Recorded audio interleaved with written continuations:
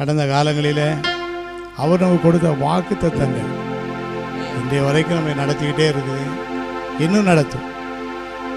ஆவிக்குரியவன் எல்லாவற்றையும் ஆராய்ந்து நிதானிக்கிறான்.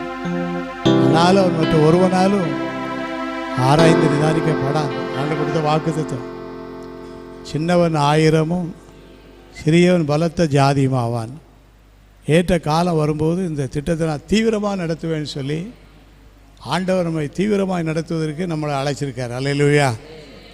தீவிரமாக நடத்துவதற்கு ஆண்டவருக்கு சில